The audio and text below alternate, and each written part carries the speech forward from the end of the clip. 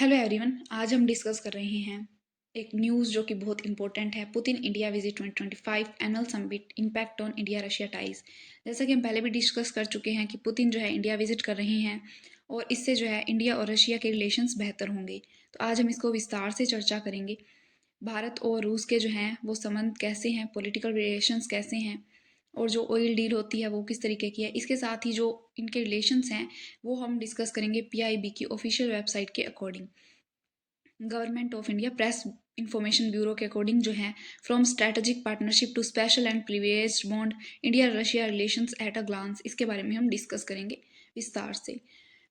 रूसी राष्ट्रपति जो है व्लादिमीर पुतिन वो भारत रूस शिखर सम्मेलन 2025 के लिए सुरक्षा व्यवस्था के साथ दिल्ली आ रहे हैं। इसमें बहुत ज़्यादा स्ट्रॉन्ग जो है सुरक्षा व्यवस्था की जा रही है। स्नाइपर्स, ड्रोन रोधी तकनीक और बख्तरबंद काफिले वो पीएम मोदी के साथ बैठ के करेंगे। बायलैटरल डिस्कशंस होंगे। इसके साथ ही जो है राजकीय भोज भी होगा।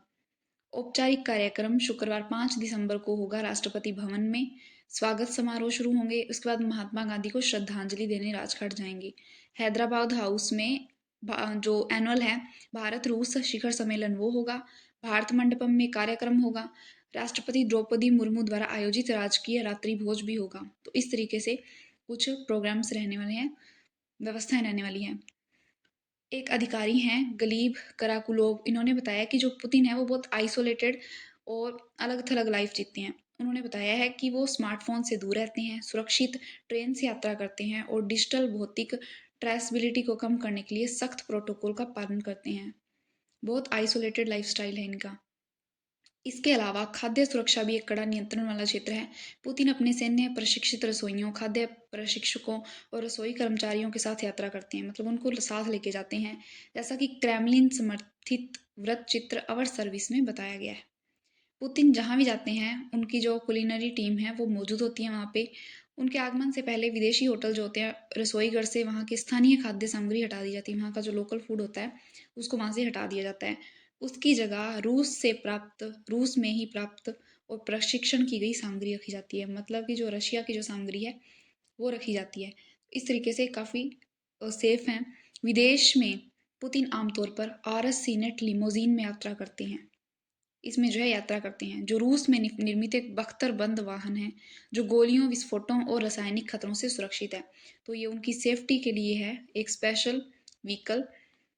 इस कार में आपातकालीन ऑक्सीजन आपूर्ति, एक सुरक्षित संचार प्रणाली और पंचर हुए टायरों के साथ भी ड्राइविंग जारी रखने की क्षमता है। तो इस तरीके से ये कार में जो है काफ़ी ज़्यादा टेक्नोलॉजी है, काफ़ी ज़्यादा उच्च प्रौद्योगिकी युक्त ये कार है जिसमें इतनी सारी व्यवस्थाएं हैं और बिल्कुल विस्फोटों और गोलियों से भी जो इसकी रक्षा करती है।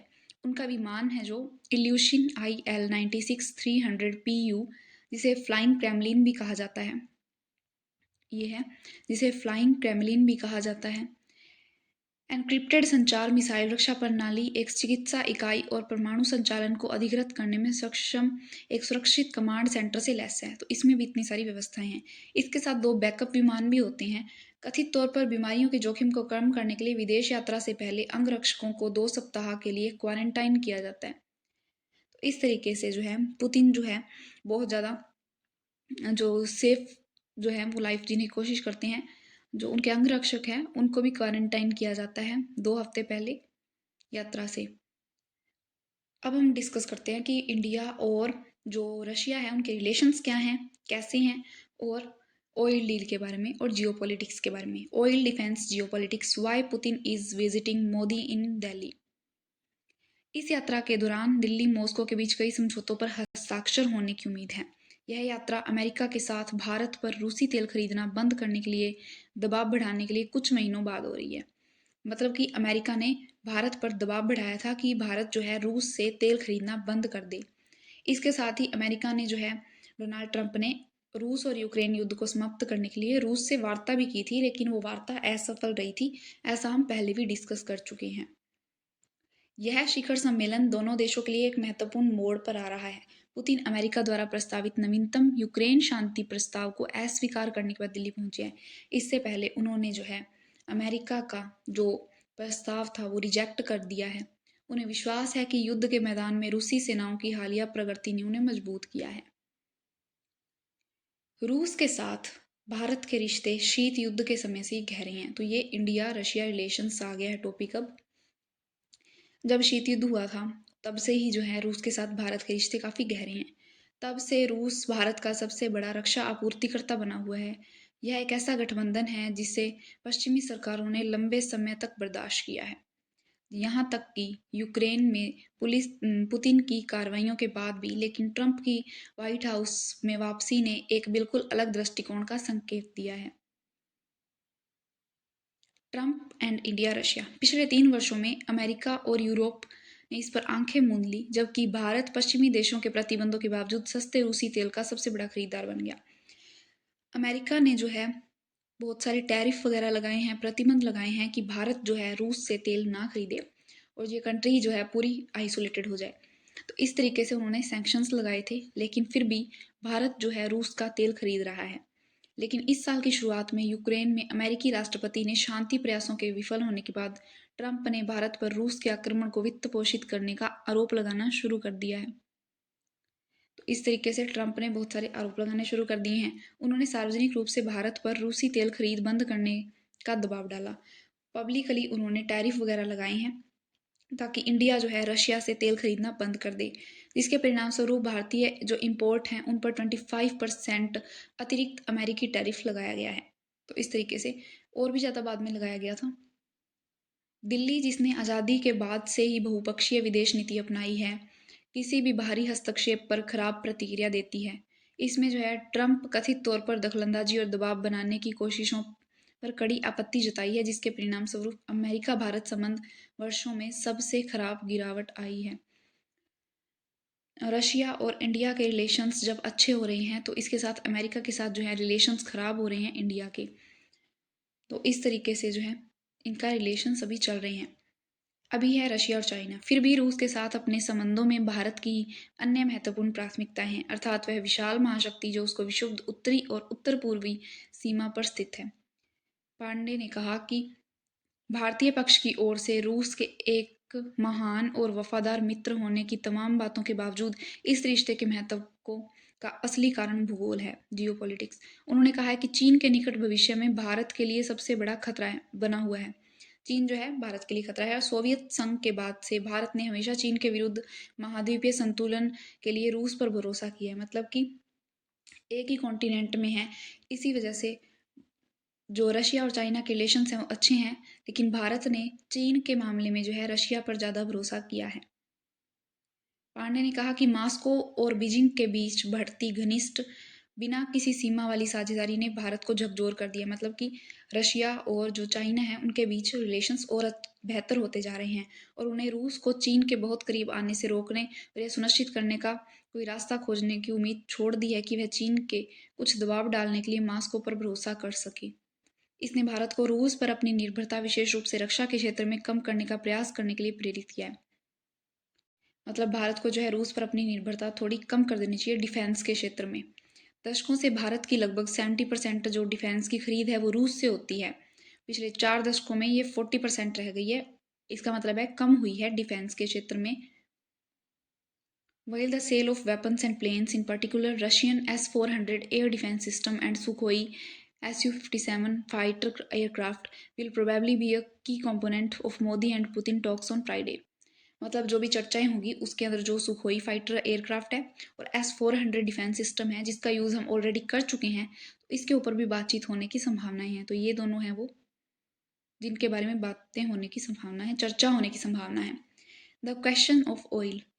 जैसा कि ट्रंप के टैरिफ वॉर के बाद भी जो है टैरिफ लगाने के बाद भी जो है इंडिया रशिया से ऑयल खरीद रहा है, तेल खरीद रहा है।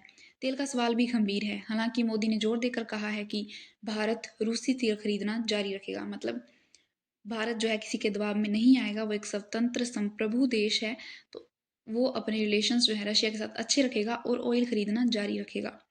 लेकिन अमेरिका और यूरोपीय संघ द्वारा लगाए गए नए प्रतिबंधों जो रूस से तेल खरीदने वाली कंपनियों के लिए खतरा है के कारण भारतीय निजी क्षेत्र में खरीद में उल्लेखनीय गिरावट आई है। लेकिन काफ़ी ज़्यादा जो सैंक्शंस लगाए गए हैं उसकी वजह से थोड़ी गिरावट आई है। इसी बीच ट्रंप को खुश करने के प्रयास के तौर पर देखे जा रहे कदम के तहत भारत ने अमेरिका से और ज़्यादा तेल और गैस आयात करने पर सहमति जताई है। रिसेंटली जो है भारत ने सहमति जताई है कि वो गैस जो है इम्पोर्ट करेंगे अमेरिका से। पिछले 78 वर्षों में द्विपक्षीय संबंध मजबूत और स्थिर रहे हैं भारत और रूस के। भारत रूस साझेदारी समकालीन युग में सबसे स्थिर रही है और इसमें बहुध्रुवीय विश्व के प्रति साझा प्रतिबद्धता के साथ पारंपरिक सैन्य, परमाणु और अंतरिक्ष सहयोग से आगे बढ़ने की प्रतिबद्धता भी शामिल है। पिछले 2 वर्षों में द्विपक्षीय व्यापार में उल्लेखनीय वृद्धि हुई है। मतलब कि भारत और रूस के जो है संबंध और भी ज़्यादा बेहतर होते जा रहे हैं। भारत से निर्यात बढ़ाने के तरीकों के साथ साथ सहयोग के नए मॉडल विकसित करने की भी चर्चा हो रही है। मतलब कि आयात निर्यात में तो वृद्धि होगी ही, लेकिन इसके साथ और भी जो कॉरपोरेशन है उसके नए मॉडल जो है उस पर चर्चा हो रही है।